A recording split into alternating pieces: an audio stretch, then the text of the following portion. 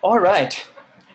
Welcome, everyone, to this Sunday's edition of the UC Easy webinar series on college admissions.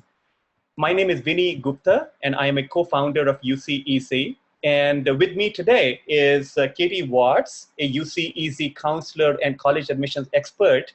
She's going to talk about our topic today, which is the importance of extracurriculars and resume in the college admissions process. So before we get started, a couple of housekeeping items. The first is that we fired up a poll. Please fill that. The second is that the format today would be that Katie is going to go over her slides, and after that, we're going to take questions.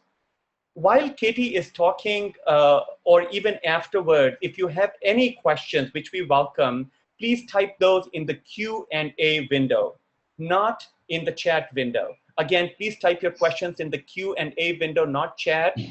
And please don't use the option to raise your hand, because unfortunately we cannot do anything with it. But if you need any housekeeping type questions, please send me a chat. I'm your host today. All right, so with that, let's get started. Let me share my screen. Katie, can you see my screen? I can. Okay. Looks great. Right. So let me do a quick introduction about who the sponsor of today's event, UC Easy, is before I invite Katie Watts to talk to you. So UC Easy stands for University and College Admissions Made Easy. And as I said before, I'm a co-founder of UC Easy. We started UC Easy with a mission to help students from first-generation immigrant families with college admissions. Now, some of you may ask, what is the definition of a first-generation immigrant family? So I'm talking about families like myself, where both me and my wife, we moved from India. And we did not go to high school here. We did not attend four-year college here, but our children were born here. We are first-generation immigrants. And because we had such a torrid time in helping our own children with the college admissions process for US, from that inspiration, we started UC Easy with a mission that we want to level the playing field for students from first-generation immigrant families. What does that mean? That we believe that students from first-generation immigrant families are at a distinct disadvantage against families where multiple generations may have gone to colleges in the US. So there are a lot of that conversation at home about college. Parents can help children a lot more. I could not help my own kid because I never went to high school here, let alone four-year college. The second thing is that majority of students from first-generation immigrant families, they go to public high schools, not private, and there's a huge resource gap, especially when it comes to college admissions in terms of public high schools and private high schools. So for example, there are these people called counselors, like Katie Watts is a counselor. The average ratio of student to college admission counselors or experts at a public high school, that ratio is 2,000 to 1. Similar ratios at a typical private high school is going to be 50 to 1. So my children, or if you are a parent, a first-generation immigrant parent, that is the unfair playing field that your child is going through, and our mission is to level that for you. So towards the end of this seminar, we're going to talk more about how we can help, but I just wanted to make a quick point that we are a social business. We have a business element, which is essentially having people like Katie Watts work with your student, with your child, for personalized or one-on-one guidance for college admissions. But we also have a social element where we want to give back to the immigrant community. And a specific instance of that is that we provide completely free guidance through people like Katie Watts to 50 students every year that are low-income families. Because of what we are doing, we've been covered by several national media like USA Today, which is the largest paper in the country, or San Jose Mercury News, which is the largest paper in Silicon Valley. So that's a little bit introduction about UC Easy. We are not UC specific, even though we have UC in our name. That U is for university and C is for college. So with that, let me welcome Katie Watts. Thanks, Katie. Great, thanks, And I'm going to stop sharing. Great, and I'm going to go ahead and share my screen, so just bear with me here as I do that. Go ahead and stop Vinny, and I'll go ahead and share mine. I hope you guys are doing well today. It's a beautiful day where I am. I'm actually doing this webinar from my parents' house south of Reno, although we are currently living in Sacramento.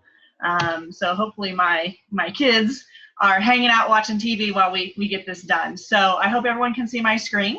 A little bit about me is I am a school counselor. So I'm a credentialed school counselor and have been so since 2002.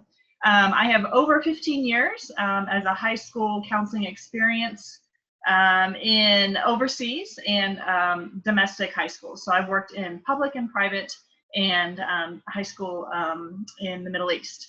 I am currently working at a part-time at a school in Truckee. So if you're familiar with Northern California, Truckee is a small little mountain town, and there is a brand new startup high school there that I'm supporting the college counseling there. And I'm also going to be working at a school this year part-time as well, working with first-generation families in Sacramento. So that's very exciting. And then of course I'm working with many students through UC Easy, so I am staying very busy. I am an expert in AP curriculum and IB curriculum and in admissions in the US and overseas universities. My students have gone on to pretty much every university system you can think of, and I've been fortunate to work with them and understand those requirements, as well as working with students who are non-US citizens as well. So I'm a member of a variety of what I call the alphabet soup of organizations, WACAC, NECAC, NAIS, and ACCIS, and these are all groups that help support and facilitate school counseling and college counseling in high schools. And last but not least, and probably most importantly, my daughter is 7. She'll be in 2nd grade next year, and my son is 2. And there is a funny little picture of them. It pretty much tells you what their personalities are like on a daily basis. So let's go ahead and get started. All right, so today we're going to talk about extracurriculars. We're going to talk about the resume and activity list, and we're going to talk about how activities are evaluated in admissions. And this is a part of the admissions process that I think causes a little bit of anxiety and worry with some students and families. So hopefully we can break through that today and get you some much needed information. All right, so what are the general factors in admission? When a college representative is reviewing your admission file when you apply in your senior year, they're going to look at a variety of factors, mostly in this order. Grades, they're going to look at your courses taken and your rigor, meaning have you taken AP courses if they are offered at your school. They're going to look at your personal essays or your insight questions if you're applying through the UCs. They're going to look at recommendation letters from your school counselor as well as teachers. And they're going to look at your activities list and your resume. So you will actually have to write out the things that you have been involved in outside of your regular academic class. So let's talk about the extracurriculars. Again, it's anything that you do outside of regular academics. An example would be something that's school sponsored. This could be the French club that you're in or the robotics club that you do after school, Monday, Wednesday, and Friday from 3:15 to 4:30. It could also be an extracurricular activity that is completely not affiliated with your school. You could be a club soccer player and don't play for the school, but you play for your city and you travel all over the place, okay? But it's not affiliated with your high school. Extracurriculars can be formal, meaning it's a designated time every week. There is a set itinerary, there's goals that you're meeting, but it can also be informal. And this could be an extracurricular activity where you love everything about coding and you are a computer science geek, if you will, and you just are learning language after language, but you're self-taught and you're watching YouTube videos. and you're taking, MIT OpenCourseWare. So this could be informal training that's not through anything else, but just what you want to do on your own time. It is really important that students get involved in extracurricular activities. One of the main reasons is it helps develop you as a person. It helps develop you holistically, so you're not just one-sided and completely involved in just an academic or focused intensely on your schoolwork. Having other things in your life to help guide you and support you and things that you get excited about are important. Your hobbies and interests can turn into passions and pathways for you in the future that you hadn't even thought about. So it's really important to get involved in the things that you love to do. So let's talk about the resume and the activities list for a moment. One of the things that you will need to do is report out on your applications your list of things that you've been involved with. And that's going to be, you're going to be responsible for giving the date of the activity, the duration, and a description. So what it might look like is what is the activity you participated in, how many weeks in the school year, and how many hours per week. And so this is actually a format that you're going to have to utilize when you fill out your application. So it's really important that you understand that this has to be reported out. The other thing that's important is that the list you will prepare for your application, these are activities related to your future major or career interests. So it could be if you are interested in computer science or medicine or in history or whatever it is that you think you're going to major in college, it's generally a good idea, or it can be beneficial for you to participate in activities that show your interests in a potential major. Okay, so it could be if you're interested in studying medicine or biology, perhaps you're volunteering somewhere within the medical community. Okay, if you're interested in computer science, maybe you're like I mentioned before, you're learning the coding, or you're teaching yourself Python or Java or the C++. Okay, so be prepared that you're going to have to report out the things that you have been working on for your 4 years of high school. And really, the accountability actually starts after your 8th grade year. Okay. All right. So what to expect on the applications? I just mentioned that you're going to have to report these activities on your application. So the University of California system, Cal, UCLA, UC San Diego, all of those UCs, they are going to limit you in reporting your 5 most significant activities. And also keep in mind that extracurriculars are going to be one of 14 review points that admissions officers will use in evaluating an application to their university, to the UCs. So they have 14 different areas that they like to look at, and the extracurriculars is one of those. Okay, and also you will have to answer 4 out of 8 insight questions, and those we could call little mini essays or little mini personal statements. And some of those questions that you might answer might relate back to an activity that you have been involved with or participated in on a consistent basis. Okay, so keep in mind it's not just typing in the list of activities and moving on. The activities can show up in other parts of your application. Another application would be the University of Washington, where you're going to be limited as well to the 5 most significant activities where you've participated. And then again, just like with the UCs, you might have some essay prompts that you can incorporate some of the activity that you've participated in into an essay or a personal statement for the University of Washington. And then last but not least is the Common Application, which will limit you to reporting out 9 activities. And then you have an additional 500 words that you can put on your application if you want to explain more in in-depth detail about an activity that was significant for you. And then there's also supplemental questions. Many universities, I'm just going to pick on Stanford, for example, they might ask you in 150 words, what is your most important activity?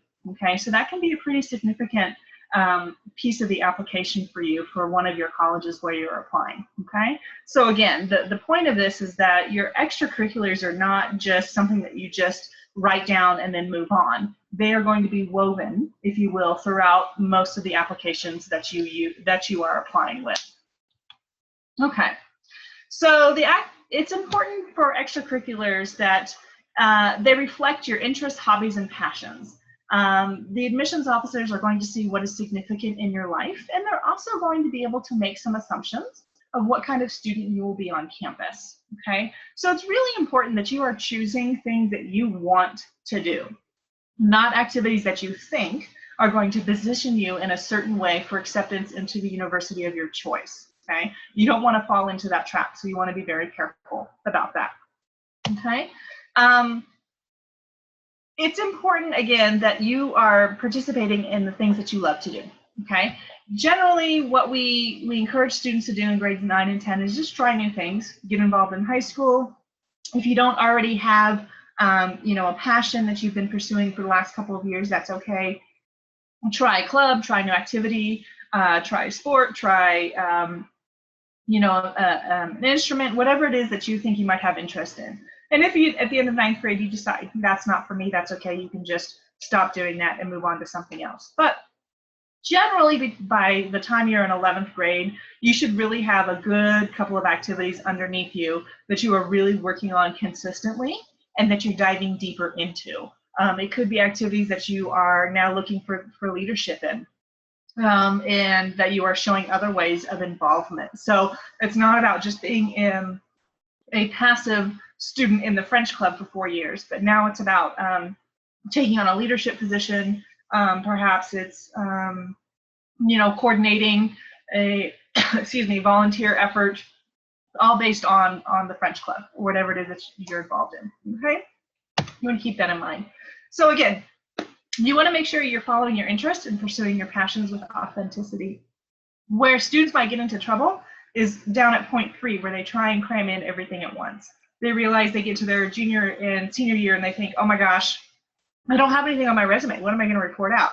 So they get back to school their senior year and they've all of a sudden joined 5 clubs. That's not going to help you, okay? So you want to make sure that you are pursuing these things early, and that you are starting to get involved, the earlier the better, honestly, and doing things that you love to do. Okay, you also want to keep in mind that you're going to balance your time with academics.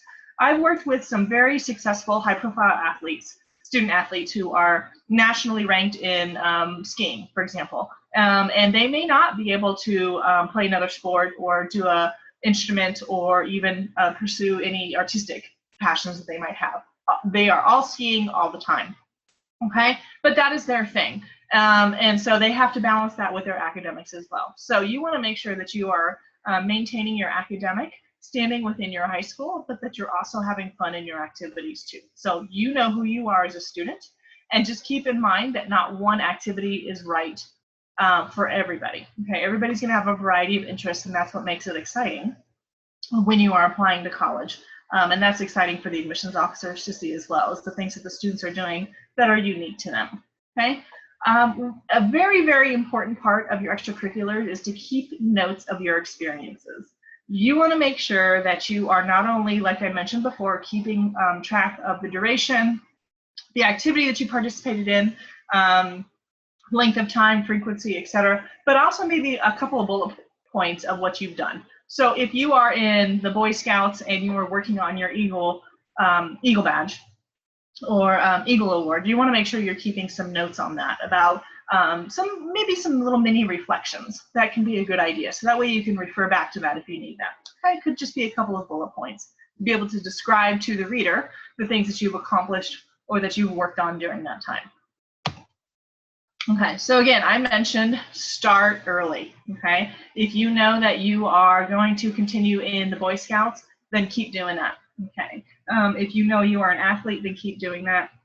But start early and make sure you're keeping track of everything that you need to do, because the bottom line is extracurriculars, along with a few of the other items in the application, can really set you apart when you're applying, especially to the high level and highly selective colleges and universities. You want to make sure that this is where you're shining, and this is where you're really telling the university admissions folks that, hey, you want me because I'm going to keep these activities going and I'm going to do this on your campus, okay? And I love to do this, okay? So start early, okay?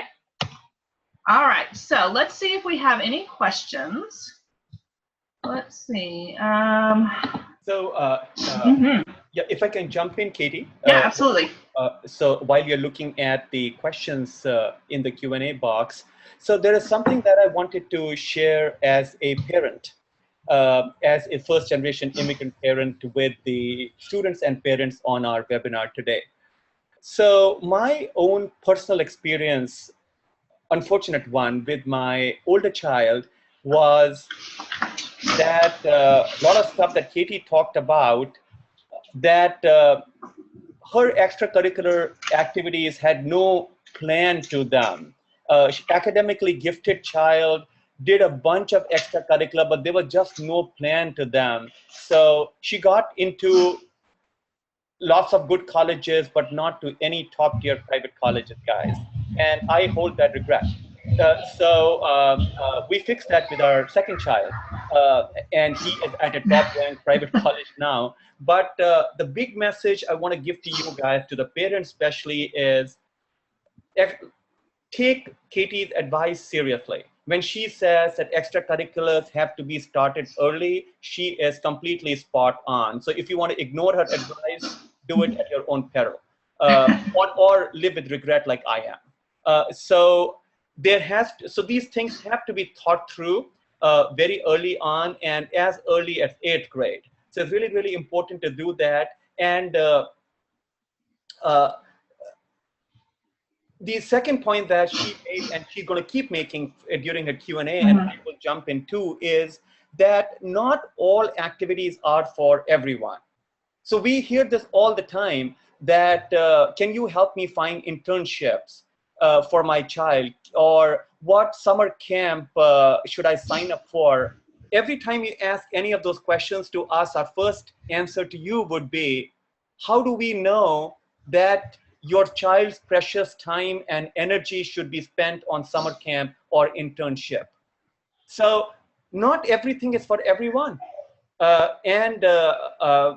So that's where I think, especially we as immigrant families, need professional advice in terms of what is the right thing for my child to do over summer, given the uniqueness of my child and where the child is. What kind of colleges does this child want to go to? So please, only because your neighbor signed up for volunteer service at a hospital, don't copy that. If you want to volunteer at a hospital, by all means, do it for the goodness, because it feeds your soul. But that may not be the right thing for your child for college. So, right. Yeah. So with that, I'm going to give the stage back to Katie. And Katie, we have a few questions. We do, yeah. So this first one is it mandatory to continue a leadership role from the 11th to 12th grade? For example, the role of presidency from 11th to 12th grade. So this would be an example of going in deeper into your activity, and again, taking on that leadership. So well, nothing is mandatory, right? There is no prescription of how you're supposed to be in your extracurricular activities. So it's important that you are continuing with your activities because you want to. So of course my answer is going to be, why wouldn't you continue the presidency from 11th to 12th? What is stopping you from doing that? Okay, so you really have to sit and make a, sorry, that was my son. You would sit and have to make an assessment of why you are, yes. Yes, sorry to interrupt. Do you want to take a quick second? And sure. Yeah, we're okay. We're good. I feel like that British ambassador whose kids walked in. Okay. Yeah. So the bottom line is, why would you not want to continue that leadership role? If it's too stressful, if it's too much work, if it's there's some really weird, crazy things going on, then certainly you need to do what's best for you. But in the end, if you don't want to do it because you just don't feel like it, or maybe you're feeling a little lazy, you need to reassess, because keeping that leadership is going to be really important to show that you've carried on and you've continued through. Okay, so I would say, as a general rule, keep the leadership role. Okay. The other question I have is, what should I do if I'm already in 11th grade and do not have any extracurricular activities? So I would challenge you to rethink what you have been doing, because a lot of times students don't think that the time they've spent self-studying, again, in a computer language or a foreign language, or those piano lessons that mom has been making them do for the last 10 years, you know, they think that those don't count. If you truly do not have anything, meaning you get up in the morning, you go to school, and you come home, and that's it, then you do need to get involved. But you need to figure out where your passions are. Do you like to read? Join a book club. Are you interested in volunteering? Do you have animals at home and you can go volunteer at a vet? Okay, so yes, you do need to start having some activities, or you need to prepare yourself to explain why that piece of your application is missing. Okay, so you should really sit down and do an assessment of what are your interests and passions, and then try to come up with some ways that you can reflect that moving forward. Okay, another question is, what counts as an extracurricular? Is that clubs at school or sports or activities outside of school? Extracurricular are all of the above. So again, it's informal, it's formal, it's school-based, it's out of school. It is anything outside of the typical class day that is an extracurricular. It's your academic decathlon, it's your STEAM club, and the robotics, it's your piano lessons, it's your babysitting consistently for the same family every summer. It's your volunteering at your, at a middle school summer camp. Okay, so extracurricular activities are anything that where you spend your time outside of actually studying for your classes. Okay, all right. So let's see. Oh, okay, so one of the questions is, does summer reading volunteer activity count? So I'm not really sure what summer reading volunteer means. Does that mean that you are participating in a library program and you're helping younger students with reading and maybe you're tutoring? If that's the case, yes, absolutely that counts. Does it mean that you are just reading a lot of books over the summer for fun? I think that can be an interesting one where you can actually position that as an activity that you really enjoy. So I think, again, anything can count. You just have to sit down and reflect how you're going to position that. And a UC Easy counselor honestly can help you with that too, on how to position that on your application. Yes. Yeah. So I have a question. For the audience, I'm just trying to moderate some of these things based upon what I keep hearing. So say I come from a family where I was in 8th grade, and both my parents had to work hard to keep food on the table, and I had a younger sibling. So in the evening, instead of going out and playing with friends and stuff, I was actually taking care of my baby sister. Which, is that an extracurricular, or is that something that would be reported in my essays as a special life circumstance? Yeah, absolutely. I think you're right. I mean, we could call anything an extracurricular, but I think it's definitely, it could be an extenuating circumstance explaining to admissions representatives that, hey, this is my life and this is what my family is like and this is where I needed help. And students will never be seen negatively if they need to take a job to help finances for the family, or if maybe they're from a single parent home and mom or dad works all the time and they need to be babysitting the younger siblings. So absolutely, that is all very important, and that definitely needs to come to light in the application, especially if the traditional extracurriculars like athletics or music are not necessarily seen on an application. So that is very important to make sure that you talk about in your application. Absolutely. Okay. And by the same extension, if I'm a 7th grader, and I actually, and I'm asking this question because a lot of students from first-generation immigrant families, for the students on this call, don't hate me for what I'm going to say, but my own son, for example, or my own kids never did very many chores. I think it's part of the culture that I'm coming from, that we are just very protective. So if my son mowed the lawn and saved us gardener money, is that an extracurricular activity that should be reported, especially if I did that as a 7th and 8th grader? I think that's a really good point. Whatever you do in 7th and 8th grade, if you continue it through high school, I think it's definitely something that you want to report on the college application. If it's something that you just did in 7th and 8th grade only, but you did not continue it through high school, but you do feel it's a significant part of your life, there are definitely ways to get that into your application. It could be through a personal insight question. It could be through extra information on the Common App, 500-word box. There's lots of different ways that you can sneak that in, okay? So every experience that you have could be turned into a potential essay. And that's, I want to go ahead and dovetail that into another question on here. This parent says that, you know, their child has been pursuing classical dance for 12 years, martial arts, and gradually doing, it looks like more intense things within these activities. So yes, this is really important to have on there.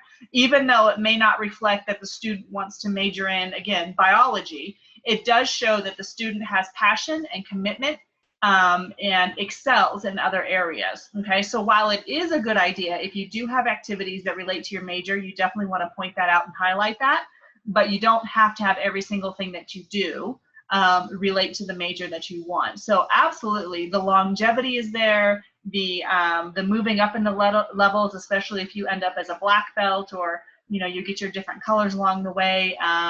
You know, and the other thing too is, if you've been pursuing classical dance for so long, at some point you now have an opportunity maybe to teach others. And so that's a way of showing the leadership within that. So it is important that those activities are presented on the application, definitely. All right, let's see. What should I do if there are no leadership positions open in the clubs that I am in and I cannot get into any leadership position? That's always a good question, you know, because we have students, we know we have students who are not going to be, you know, presidents or, you know, the next CEO of anything, okay? But there are ways that you can be a supportive person within a club or an activity. So while you don't necessarily have to have a formal title, you don't have to have anything that calls you president or vice president, the activities that you do can show that you have some leadership. So maybe you're not president, but maybe you're helping new members get involved in some of the activities. And maybe you're taking on an informal leadership role within that club, but you don't have an official title. And that is totally fine. So if you can do some activities within that club that show that you are helping others or showing leadership in your own way without the title, that is absolutely fine too. We all know titles can be inflated. So it's really about the content of what you have been doing that is going to be the most important. Okay, so I just want to go back, and it looks like the student who was doing the summer reading volunteer activity was at the local library. Then absolutely that counts as a wonderful extracurricular activity, especially if they're working with you know, kids in their neighborhood.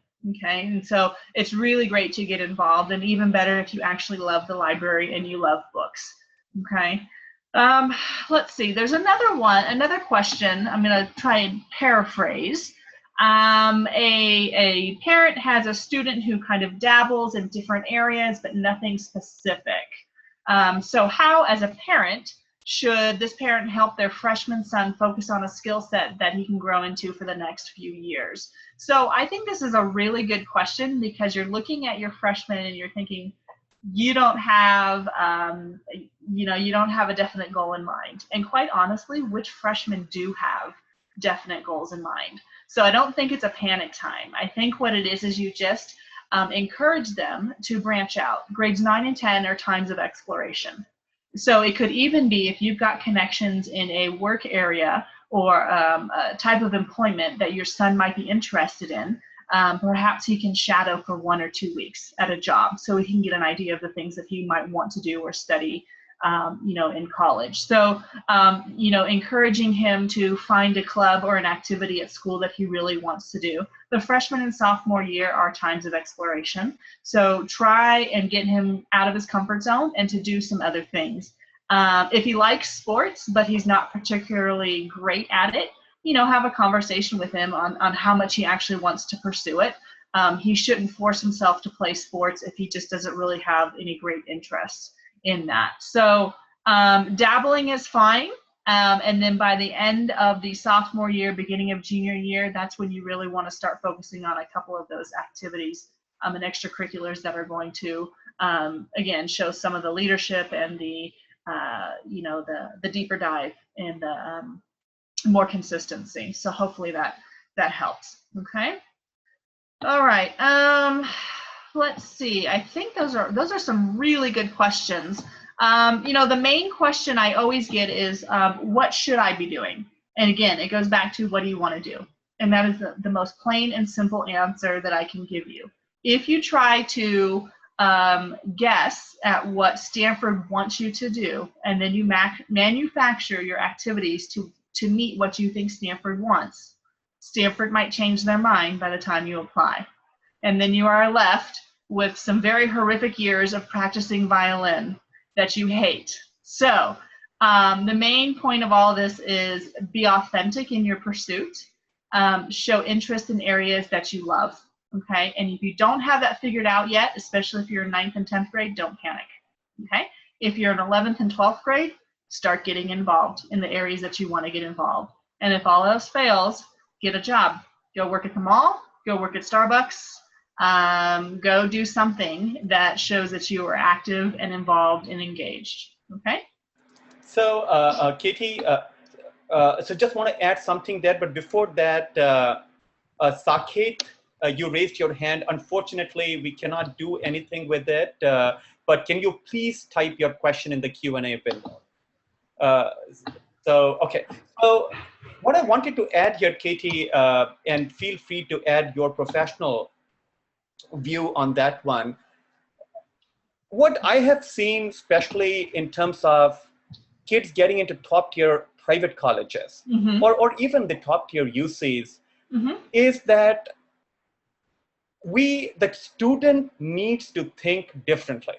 Mm-hmm. So the basic thing here is that these colleges are looking for kids that are unique, they are different.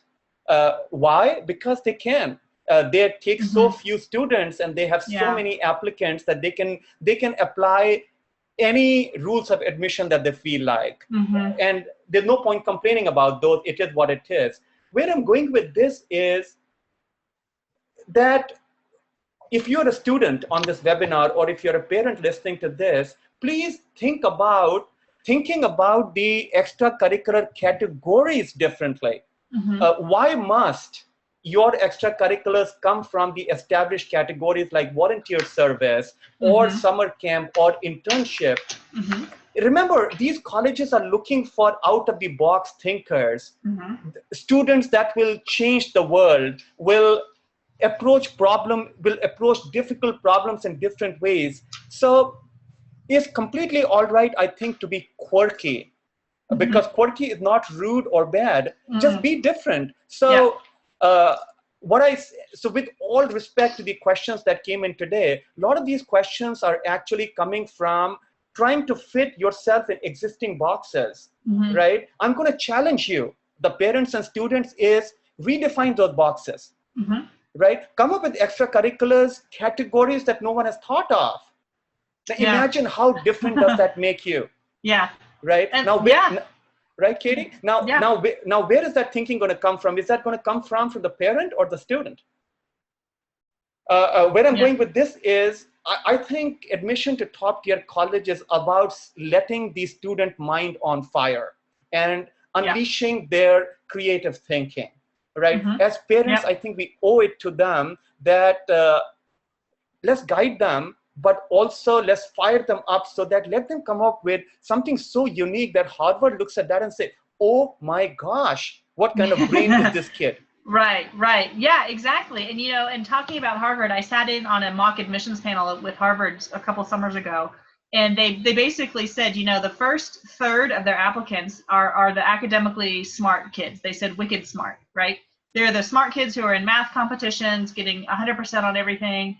The other 2/3 of the admissions class that they accept are the kids who are not necessarily the wicked smart, but they're doing something. Okay, so if Harvard is saying only 1/3 of our kids are super smart, and the other ones are the ones that are involved in activities, so that tells you right there what they're looking for. And I completely agree, Vinny. At one of the schools that I work at, we challenge our students to look at the world. What is a problem right now in the world, and how are you going to solve it? Right? So I don't know. Think outside the box. Create an app. Start something. Be active in something. Go out and do and be in the world that's going to help solve a problem. Or, find your own niche. And you don't have to be placed in those boxes of athletics, music, and art. Okay? You can do things that combine all of that or none of that. Find your place and try new things. Don't be afraid to try, because even if you don't hit the mark the first, second, or third time, colleges still want to know that. Okay, they want to know that you've tried and maybe you didn't succeed, but you failed, and what did you learn? Okay, so don't be afraid to put yourself out there. I know it's hard, but don't be afraid to do that. Right. So as an example, Katie, so there's a family friend who went to an Ivy League. The kid comes from a first-generation immigrant family. This guy studied French at our local high school in Cupertino. And what he did is he approached the French embassy at the French consulate and said that, why don't I create a newsletter for your expatriate community in Silicon Valley? So I'll create a newsletter that becomes a mouthpiece for the French government to connect with French expatriates in Silicon Valley. Right. Now, this is not in any box. Right. He said, hey, I'm good at French, let me solve this. So the ability to come up with ideas also makes you unique, guys. Yeah. This guy went to Dartmouth and went and got admitted to several other Ivy Leagues. He's just an out-of-the-box thinker. Yep. So this is how kids get into top-tier colleges, guys, not by following the beaten track. Right, right. Because there are a lot of those that have already followed the beaten track. So you want to do something that's going to separate yourself out. I have a student who, you know, is very, very interested in doing one of those, you know, highly competitive summer school programs at a very popular campus. But yet his dad has business in China every summer. So my thought to him is, forget the Stanford summer school, go to China with your dad and intern with him, right? That, like, you don't need to do Stanford summer school, go to China, intern with your dad in his business, because this kid's major is going to be business. So go do that, you know, go try something and do something and be different. Okay. So yeah, those are all really, really good points. So. Okay, so Katie, so let me quickly talk about UC Easy and how parents and students can get help from a professional like you. In the meantime, students and parents, if you have additional questions, Katie would still be around for 5 or 10 more minutes. So please keep them coming, but in the Q&A window. Okay, so I'm going to share my screen. So Katie, if you can stop sharing, please. Okay, let me see. Or I guess I can hijack that. Well, let's see if I can do. I'm going to go. Oh, here we are. Perfect. Can you see that now? Yeah. We're good. Okay. Or what I meant is, could you stop share? Yeah, actually, yeah. Can you stop share, because I can share at my end. Okay. All right. Let's see.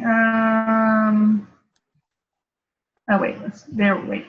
Whoa. There you are. Okay, you got it. Hang in there with our technical difficulties. All right. We'll get there. Perfect. Katie, can you see the UC Union? I can. Okay. So remember, guys, in the beginning of the webinar, I talked about how we offer professional college admissions guidance to students. This is also called counseling. So college admissions guidance, college admissions coaching, college admissions counseling, all the same thing. Katie Watts is an example. We have 25 such excellent counselors on our team that can actually work with your child on a one-on-one basis to give your child personalized guidance. When I say personalized, so in the context of extracurriculars, it means helping the child decide how to spend the summer, what activities to do for that particular child. So that kind of personalization.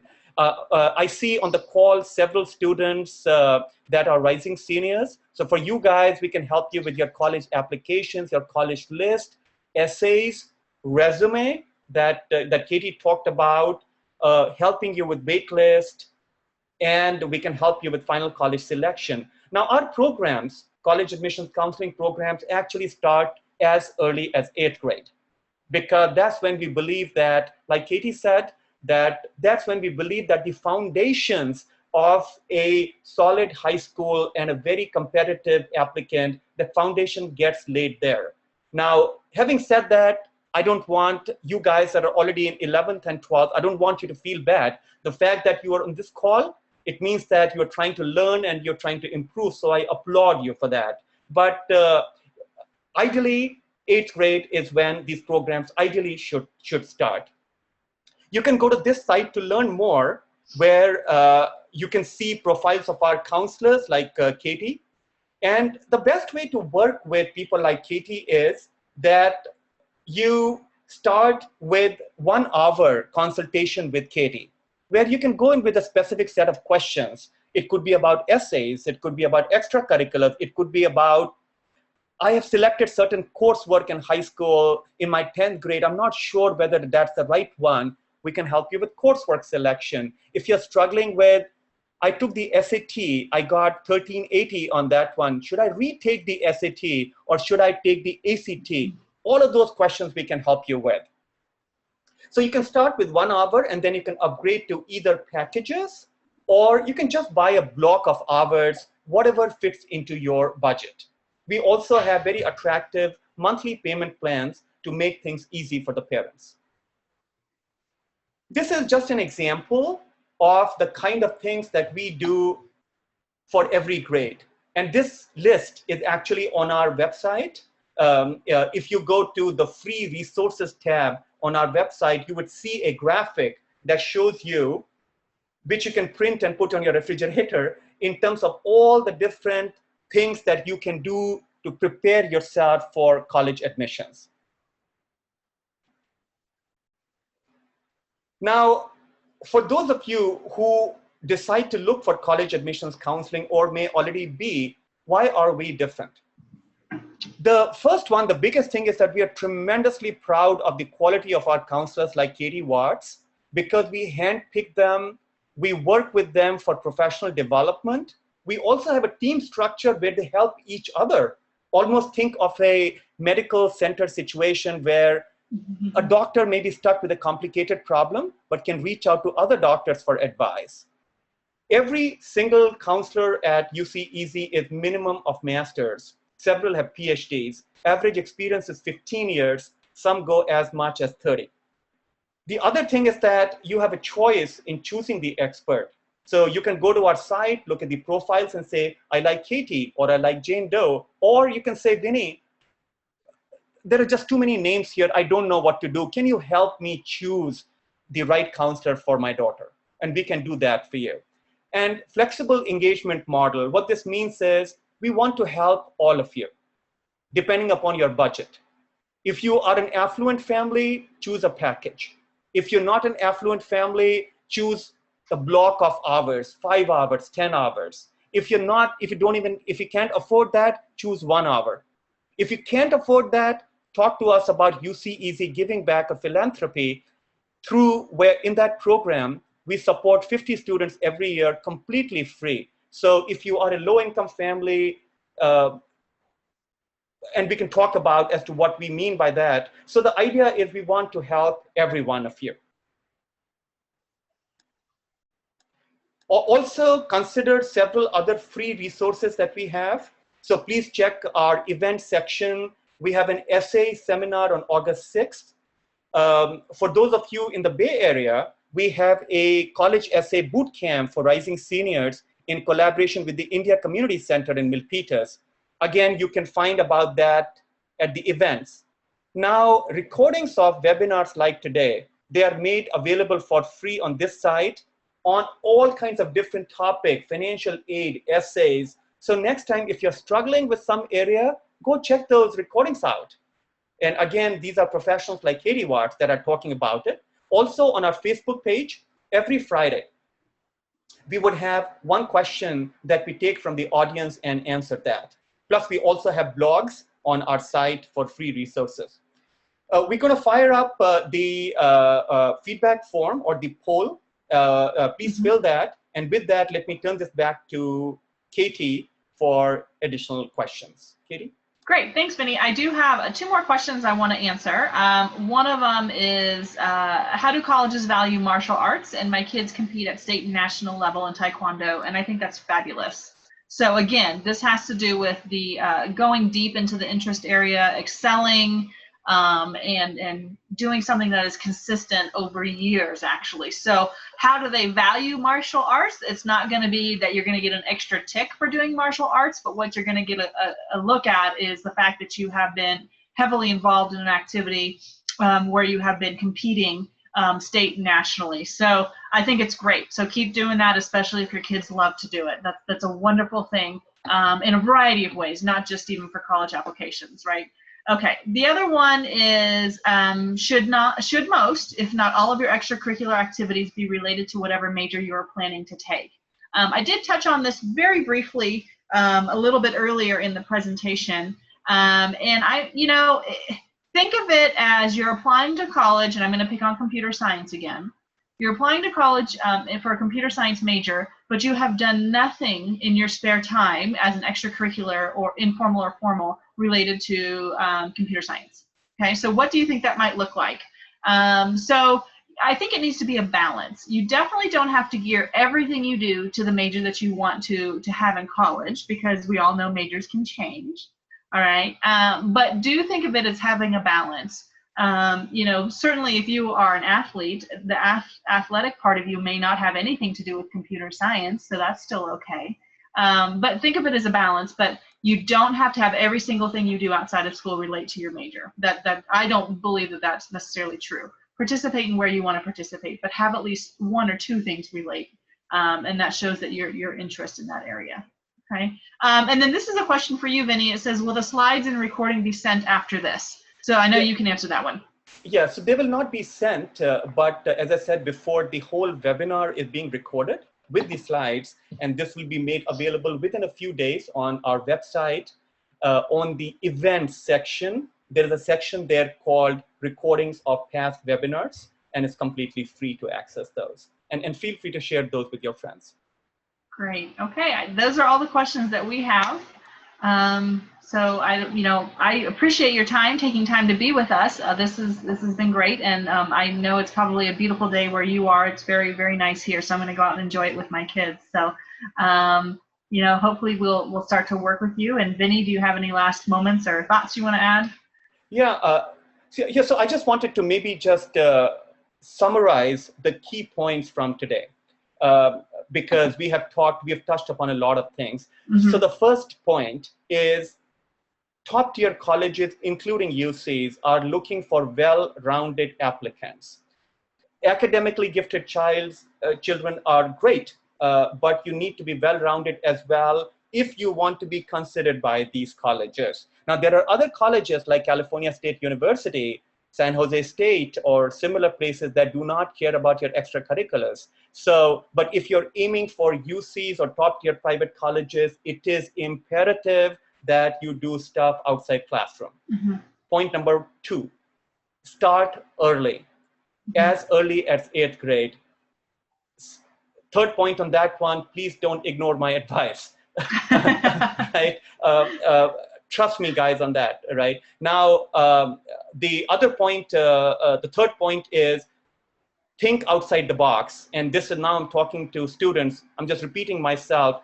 Change the game, guys. You're able to, right? Each one of you is able to think differently. So don't follow the crowd. Yeah. Right? So the last thing, don't do stuff because your neighbor's child is, right? Yeah. Let the world follow you. Right, not the other way around. Yeah. And the fourth thing is that college admissions in general is very competitive, very complex. A few of you can possibly navigate it alone. If you're a first-generation immigrant family, most likely it's going to be very hard for you to do it alone. Please check your pride out the door. I did it for both my children. I got professional help and it worked. Okay, so please consider professional help. It's not free. But you will thank yourself that you did that, because we as first-generation immigrant families need to level this playing field. And again, when I say level the playing field, it's about, imagine Katie, right, versus me. Katie's kids, Ben and Hope, right? Her kids, how much of a competitive advantage do they have over my kids? Right? That's the unfair playing field. I'm not blaming Katie. I chose to come to this country. It's not her fault, right? But her kids are at an advantage. Or the private schools that Katie is going is at, where she is supporting 30, 40, 50 kids. That's it. Monte Vista, where my kids went in Cupertino, they had 600 students for one counselor, and that counselor spends 25% of her time on college admissions. So do that number in your head. I know we immigrants are very good at math. 600 students for one counselor. She's spending 25% on college admissions. What ratio is that? 2,400 to 1. Katie's private school ratio is 50 to 1. How will your child compete? So let UC Easy or someone like us help you. Okay, so with that, thank you so much for attending this webinar today. Thank you, Katie, for taking time on a Sunday afternoon. And guys, everyone, have a great rest of Sunday and have a great weekend. See you soon at one of our other events. Great, thank you, bye-bye. Bye for now.